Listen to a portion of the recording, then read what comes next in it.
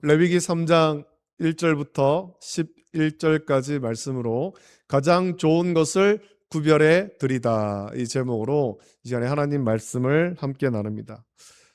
옛날에 우리나라에서는, 우리나라뿐만 아니라 대부분 나라들이 그랬겠죠. 우리 조상들이 역사를 살펴보면 우리나라에서는 해마다 각 지역에서 왕에게 진상품을 올려야 했습니다. 전국 팔도에서 올라오는 진상품은 그 지역에서만 하는 그런 귀한 특산품이나 어떤 공업품이었습니다. 제주도에서는 감귤, 다른 지역에서는 나지 않잖아요. 감귤이나 또 전복이, 또 갈치가 그렇게 진상품으로 올라왔고, 상주에서는 곶감이, 강화도에서는 화문석이 왕의 상에 오르거나 궁궐의 어떤 기물로 그렇게 진상되었습니다. 근데 이 진상품을 준비하는 과정을 보면 관리들과 백성들은 왕에게 바칠 그런 물건을 고를 때, 진상품을 고를 때, 그런 많은 열매 중에서도 가장 빛깔이 좋고 크기도 큰 고른 것을 그렇게 골랐습니다. 그렇게 고른 것 중에 조금이라도 흠집이나 벌레 먹은 자국이 있으면 그것은 이미 진상품으로서의 자격을 잃었죠. 그것은 진상되지 못하는 겁니다. 최고의 정성을 들여서 선별을 하고 또 운반 과정에서도 상하지 않도록 그렇게 애지중지하면서 왕에게 전달했습니다. 여러분 한번 생각해 보십시오. 요즘에야 도로가 잘 닦여 있고 화물을 운송할 수 있는 좋은 방법이 있지 않습니까? 그러니까 그 옛날에는 어떻게 했겠습니까? 사람들이 그것을 이고 지고 또 소나 어떤 그런 술에 실어서 그렇게 저 땅끝에서부터 한양까지 그 가지고 갑니다. 오랜 시간이 걸리지 않습니까? 가는 동안에 또 뭐 해산물 같으면은 더운 날씨에 상할 수도 있잖아요. 근데 그 상하지 않도록 잘 그렇게 보관해서 왕에게 진상을 해야 되는 거예요. 얼마나 정성이 많이 들어가 있겠습니까? 얼마나 방법이 까다로웠겠습니까? 한 나라의 통치자인 왕에게 올리는 그런 진상품도 이토록 지극정성으로 구별해서 드렸다면 만왕의 왕이시며 만주의 주가 되시는 우리 하나님께 드리는 우리의 예배와 우리가 드리는 예물은 어떠해야 되겠습니까? 우리가 하나님께 어떻게 예배하고 어떻게 예물을 구별해서 하나님께 드려야 되겠습니까? 우리가 드리는 예물은 세상의 왕에게 바치는 진상품과는 비교할 수 없는 영원한 가치와 영광이 담긴 것이어야 합니다. 우리는 오늘 레위기 3장의 화목제 규례를 통해서 우리가 하나님께 구별하여서 드려야 할 가장 좋은 것이 무엇인지, 어떻게 해야 되는지를 우리가 함께 말씀을 묵상하길 원합니다. 자, 이 레위기 3장은 하나님과 인간 사이의 화평과 친교를 상징하는 화목제에 대해서 다루고 있습니다. 화목제는 하나님과의 화목을 기뻐하며 드리는 자원하는 제사입니다. 1절 말씀 보면 사람이 만일 화목제의 제물을 예물로 드리되 소로 드리려면 숫것이나 암컷이나 흠 없는 것으로 여호와 앞에 드릴지니라고 말씀합니다. 또 6절에도 보면 양을 드릴 때도 똑같이 흠 없는 것으로 드릴 것을 명하고 있습니다. 물론 하나님께 드리는 모든 예물 가운데 공통으로 나오는 말씀이 이것 아닙니까? 흠 없는 것. 우리는 하나님께서 원하시는 예배의 첫 번째 원칙을 발견할 수 있어야 됩니다. 그것은 구별된 최상의 상태입니다. 번제와 달리 화목제는 암수의 구별은 없지만 모든 그런 하나님께 드리는 예물, 제물에서 흠이 없어야 한다라는 조건만큼은 모든 예물에 공통으로 적용되는 것입니다. 흠 없는 제물을 선별하기 위해서는 목자가 자신의 가축대를 평소에 얼마나 세심하게 살폈는지를 한번 상상해 보십시오. 무작위로 자기가 데리고 있는 그런 기르고 있는 많은 소떼와 양떼 가운데 어느 거 한 마리를, 눈에 보이는 거 한 마리를 그렇게 잡아서 하나님께 예물 드리는 것이 아니에요. 가장 건강하고 온전한 것을 찾아내기 위해서 많은 그런 그 소떼와 양떼 중에서 살피고 확인하는 과정이 필요했던 겁니다. 저거는 하나님께 드릴 예물로 적합해 보인다. 가서는 살펴보는 거죠. 살펴봤는데 흠이 있어요. 그러면 안 되는 겁니다. 내 눈에는 멀리서 볼 때는 괜찮아 보여도 흠이 있으면 그거는 하나님께 예물로 드릴 수가 없는 거죠. 여러분, 유럽에서 만드는 고급 자동차들이 있습니다. 우리가 흔히 아는 벤츠 이런 것들도 있지 않습니까? 그런 것 가운데 최고급 자동차를 보면 그 안에 그 시트가 있잖아요. 사람들이 앉는 시트에 이제 가죽으로 씌우는데, 고급 자동차들 같은 경우에 그 시트에 씌우는 이 가죽을 굉장히 까다롭게 선별하는 거예요.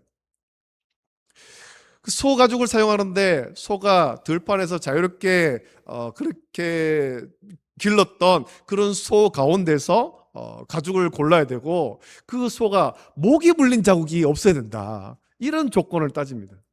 모기 물린 자국이 없어야 그것을 최고급 자동차의 시트에 그 가죽으로 쓸 수 있다, 그렇게 말한다는 거죠.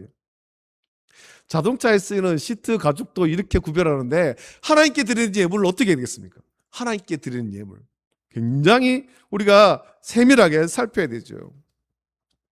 이렇게 흠 없는 것을 찾기 위해서는 많은 확인하고 대조하는 과정이 필요합니다. 이것이 구별의 영성입니다. 오늘날 우리의 예배가 하나님께 연락되기 위해서는 우리의 삶 속에서 가장 가치 있는 시간과 마음을 미리 떼어놓는 구별함이 필요한 것입니다. 하루 중에 한 시간을 내가 먼저 구별하여 하나님께 드리는 겁니다. 일주일 중에 이 주일은 일주일 중에 마지막 날이 아니고 일주일 중에 첫 번째 날입니다. 이 첫 번째 날을 구별하여 하나님께 드리는 것입니다. 가장 먼저 하나님께 드리는 겁니다. 나의 시간과 나의 마음과 나의 물질과 이것 가운데 가장 좋은 그것을 먼저 떼어 구별하는 게 있어야 되죠. 하나님께서는 화목제 제물 중에서 특별히 화제로 불태워 드려야 될 부위를 구체적으로 말씀하시는데, 3절과 4절 그리고 9절 10절 보면 반복되는 내용이 나옵니다. 그 말씀 보면, 내장에 덮인 기름과 내장에 붙은 모든 기름과 두 콩팥과 그 위에 기름 곧 허리 쪽에 있는 것과 간에 덮인 꺼풀을 콩팥과 함께 떼어낼 것이요 라고 말씀했습니다. 하나님께서는 왜 하필 기름과 콩팥을 하나님의 몫으로 구별하라고 했겠습니까? 저는 구약 성경에서 이 기름은 단순한 어떤 지방 덩어리를 의미하지 않습니다. 히브리인의 사고에서 이 기름이라고 하는 것은 가장 좋은 것, 가장 기름진 것과 동의어로 사용되는 거예요. 가장 기름진 것, 가장 좋은 것, 같은 의미로 쓰인다는 거죠. 즉 생명의 정수이자 그 짐승이 가진 힘과 풍요의 상징이 기름입니다. 하나님께서 기름을 요구하신 이유는 예배자가 가진 것 중에서 가장 최상의 것을 하나님께서 받으시겠다라는 주권적인 표현이에요. 네가 가진 것 중에서 가장 좋은 것, 최상의 것을 내가 받겠다. 너의 최상의 시간, 너의 최상의 마음, 그것을 내가 받겠다라는 겁니다. 우리 예배는 그래서 최상의 것이 되어야 하는 것입니다. 우리는 종종 쓰고 남는 시간, 쓰고 남은 물질, 에너지가 소진된 후에 찌꺼기 마음을 자꾸만 하나님께 드리려고 하기도 합니다. 그러나 성경은 분명히 말합니다. 가장 좋은 부인 기름은 오직 여호와의 것입니다. 내 힘이 약해지기 전에, 내가 어떤 일을 하기에 앞서서 하고 난 다음에 감사하는 것도 중요합니다만, 이 일을 시작하기 전에 나의 가장 최고의 마음을 하나님께 먼저 드리는 거예요. 더 나아가서 콩팥과 내장을 바치라라는 명령은 더 깊은 의미가 있습니다. 고대 히브리인들은 이 콩팥과 내장은 인간의 감정과 양심 그리고 가장 깊은 속사람이 거하는 거처로 그렇게 여겼습니다. 그래서 시편에서는 주께서 내 장부를 만드셨다라고 고백하거나 밤마다 내 양심이 나를 교훈하도다라고 노래한 이유가 여기 있죠. 이 양심은 콩팥을 의미하는 겁니다. 따라서 이 콩팥을 화제로 드린다는 것은 예배자가 자신의 가장 솔직한 감정, 마음 깊은 곳에 숨겨둔 내면의 진실까지도 하나님 옆에 남김없이 쏟아 놓는다, 그런 의미입니다. 하나님은 우리 외적인 형식보다 우리 중심에 있는 가장 깊은 동기와 감정을 받기를 원하시는 거예요. 그래서 우리 중심을 보시는 것이죠. 우리가 잘 갖춰진 예배당에서 또 멀쓱하게 입은 깨끗하게 단정한 그런 모양으로 나와서 예배하고, 또 예배의 어떤 모든 방법과 형식이 참 예배에 집중할 수 있도록 그렇게 여러 가지 도구를 사용하고 그렇게 하는 것도 좋지만, 무엇보다도 예배자의 마음 중심이, 그 내면 깊은 곳이 하나님께로 온전히 향해야 한다라는 거지요. 하나님 그것을 받으시는 거예요. 허름한 곳에서 혹은 예배 처소가 준비되지 않은 곳에서라도 내 마음을 하나님께 온전히 드릴 때 하나님은 기쁘시게 받으시는 것입니다. 우리 예배는 그런 예배가 되어야 되지요. 하나님은 또 우리의 외적인 형식보다 우리 중심에 있는 가장 깊은 동기와 감정을 받으시는 거예요. 슬픈 마음이 있으면 슬픈 대로, 또 기쁜 마음이 충만하면 그 기쁜 대로, 혹은 말할 수 없는 탄식까지도 하나님의 구별하여 드리는 것이 참된 화목제의 정신입니다. 사무엘서를 보면 분인나가 실로에 나가서 기도하지 않습니까? 자녀가 없어서 참 그 마음이 너무나도 괴로울 때 해마다 실로에 올라가서 하나님께 제사할 때 한나가 그 제단에 나가가지고 자기의 마음을 쏟아놓고 기도하잖아요. 하지만 큰 소리로 그렇게 부르짖지도 못하고 입술만 이렇게 움직이면서 그 말할 수 없는 탄식으로 기도하지만 하나님 그 기도를 받으시는 겁니다. 그 감정을 다 받으시는 거예요. 받으시는 거. 자신의 가장 좋은 것과 가장 솔직한 감정을 주님께 내드리는 행위는 결국 나의 존재 전체가 주님의 것임을 인정하는 신앙 고백으로 이어지는 것입니다. 내가 좋을 때만 예배하는 것이 아니라 내가 아플 때, 내가 힘들 때, 마음이 답답하고 힘들 때도 하나님 앞에 나와서 예배하는 거예요. 하나님 그걸 다 받으시는 거죠. 우리가 하나님께 가장 좋은 것을 구별해 드려야 되는 근본적인 이유가 무엇입니까? 그것은 역대상 29장 11절에 나오는데, 여호와여 위대하심과 권능과 영광과 승리와 위엄이 다 주께 속하였사오니 천지에 있는 것이 다 주의 것이로소이다. 여호와여 주권도 주께 속하였사오니 주는 높으사 만물의 머리이심이니이다 라는 이 다윗의 고백처럼 모든 것이 다 하나님의 것이기 때문입니다. 우리가 드리는 것은 무에서 유를 창조해서 바치는 것이 아니라 하나님께서 우리에게 잠시 맡겨주신 은혜의 선물 중에서 일부를 다시 하나님께 돌려드리는 것입니다. 하나님의 주권을 인정하면서 하나님께 돌려드리는 거예요. 주권이 하나님께 있음을 인정하는 성도는 아까워하는 마음이 없죠. 하나님께 예배를 드릴 때 아까워하지 않는다는 겁니다. 왜냐하면 처음부터 그건 다 하나님의 것이었기 때문에, 하나님이 나에게 잠시 맡겨주신 것을 고백하기 때문에 하나님의 것을 하나님께 드릴 때 아까워지 않는 거예요. 오히려 나 같은 죄인이 만물의 주이신 하나님께 예물을 드릴 수 있다, 이 사실 자체를 참 기쁨으로 여기고 영광으로 여기는 거예요. 내가 어떻게 하나님께 예물을 드릴 수 있는가? 나 같은 죄인이 어떻게 하나님께 예물을 드릴 수 있는가? 그러나 하나님이 나에게 예물을 드릴 수 있는 은혜를 주셨으니 참 감사하다. 그래서 기쁨과 감사함으로 자신이 드릴 수 있는 최고의 것을 하나님께 예물로 드리는 거지요.